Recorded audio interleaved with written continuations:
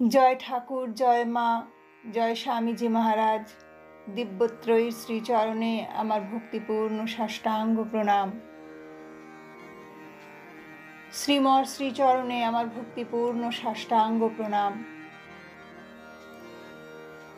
আজ আমি শ্রী শ্রী রামকৃষ্ণ কথামৃত থেকে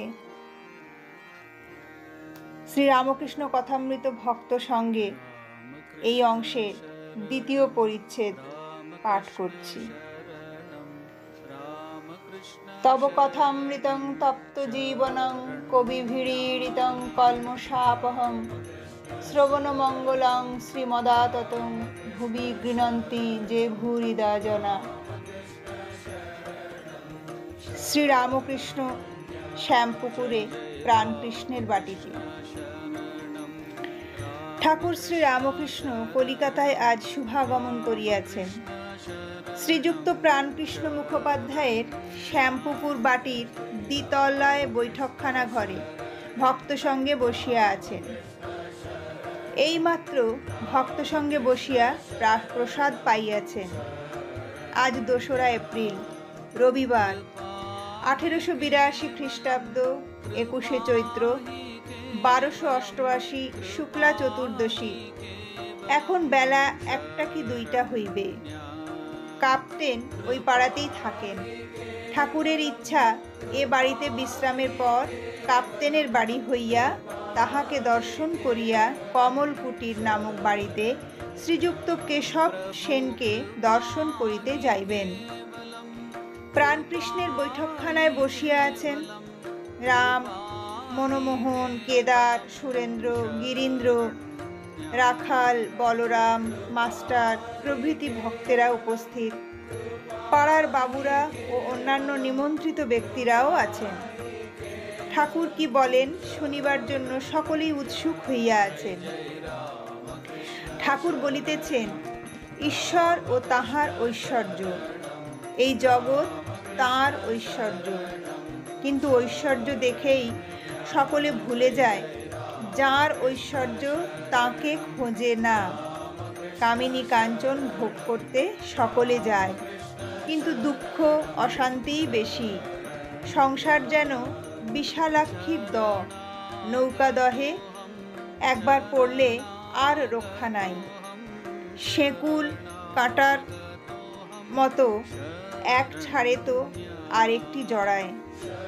গোলক ধাঁধায় একবার ঢুকলে বেরুনো মুশকিল।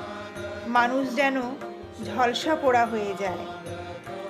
একজন ভক্ত, এখন উপায় সাধুসঙ্গ আর প্রার্থনা। শ্রীরামকৃষ্ণ উপায় সাধুসঙ্গ আর প্রার্থনা। বৈদ্যের কাছে না গেলে রোগ ভালো হয় না। সাধুসঙ্গ একদিন করলে হয় না, সর্বদাই দরকার। রোগ লেগেই আছে। আবার বৈদ্যের কাছে না থাকলে নাড়ি জ্ঞান হয় না, সঙ্গে সঙ্গে ঘুরতে হয়। তবে কোনটি কফের নাড়ি, কোনটি পিত্তের নাড়ি বোঝা যায়। ভক্ত, সাধু সঙ্গে কি উপকার হয়? শ্রীরামকৃষ্ণ ঈশ্বরে অনুরাগ হয়, তার উপর ভালোবাসা হয়। ব্যাকুলতা না এলে কিছুই হয় না। সাধুসঙ্গ করতে করতে ঈশ্বরের জন্য প্রাণ ব্যাকুল হয়। যেমন বাড়িতে কারুর অসুখ হলে সর্বদাই মন ব্যাকুল হয়ে থাকে, কিসে রোগী ভালো হয়। আবার কারুর যদি কর্ম যায়, সে ব্যক্তি যেমন অফিসে ঘুরে ঘুরে বেড়ায়, ব্যাকুল হতে হয় সেই রূপ।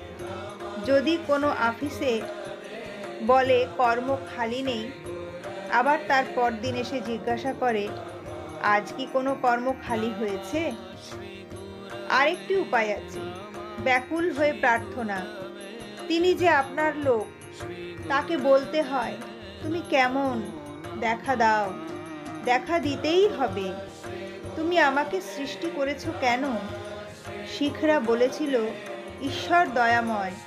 আমি তাদের বলেছিলাম দয়াময় কেন বলবো? তিনি আমাদের সৃষ্টি করেছেন যাতে আমাদের মঙ্গল হয়। তা যদি করেন সে কি আর আশ্চর্য। মা বাপ ছেলেকে পালন করবে, সে আবার দয়া কি? সে তো করতেই হবে। তাই তাকে জোর করে প্রার্থনা করতে হয়। তিনি যে আপনার মা, আপনার বাপ। ছেলে যদি খাওয়া ত্যাগ করে, বাপ মা 3 বৎসর আগেই হিস্যা ফেলে দেয়। আবার যখন ছেলে পয়সা চায় আর পুনঃ পুনঃ বলে, মা তোর 2টি পায়ে পড়ি, আমাকে 2টি পয়সা দে, তখন মা বেজার হয়ে তার ব্যাকুলতা দেখে পয়সা ফেলে দেয়। সাধু সঙ্গ করলে আর একটি উপকার হয়। সৎ বিচার। সৎ নিত্য পদার্থ অর্থাৎ ঈশ্বর, অসৎ অর্থাৎ অনিত্য। অসৎ পথে মন গেলেই বিচার করতে হয়। হাতি পরের কলা গাছ থেকে সুর বাড়ালে সেই সময় মাহুত ডাঙস মারে। প্রতিবেশী।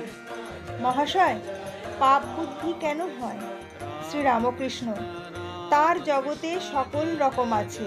সাধু লোকও তিনি করেছেন, দুষ্ট লোকও তিনি করেছেন। সদ্বুদ্ধি তিনিই দেন, অসৎ বুদ্ধিও তিনি